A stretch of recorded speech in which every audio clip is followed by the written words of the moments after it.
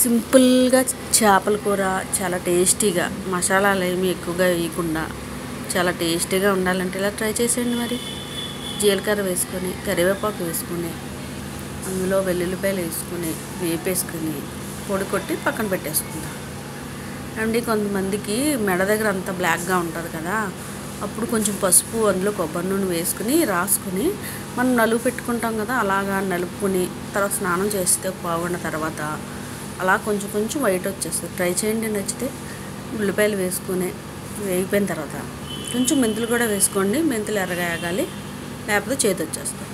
పసుపు వేసుకొని వేగిపోయిన తర్వాత ఇందులో టమాటా వేసుకొని టమాటాలు కూడా వేయించేసుకొని టమాటా కొంచెం మెత్తగా మగ్గిపోయే వరకు వేయించాలండి. అందులో అల్లం వెల్లుల్లి పేస్ట్ కూడా వేసేసుకుందాం.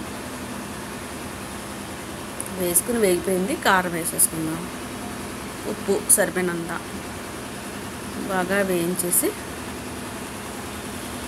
చింతపండు పులుపు వేసేసుకుందామండి. పులుపు వేసుకుని మరుగుతుందంటూ చేపలు వేసేసుకుందాం.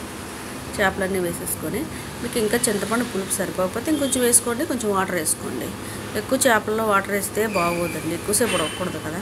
ఇప్పుడు మనం పొడి కొట్టుకుని పక్కన పెట్టుకున్నాం కదా కరివేపాకు పొడి, అది వేసేసుకొని పచ్చిమిరపకాయలు వేసేసుకొని సిమ్లో పెట్టి ఒక్క 5 నిమిషాలు మళ్ళీ మగ్గపెట్టేసుకుని కొత్తిమీర వేసేసుకున్నాం. చాలా బాగుంటుందండి. మసాలా వేయకుండా చాలా టేస్టీగా ఉంటుంది. ట్రై చేసేయండి మరి.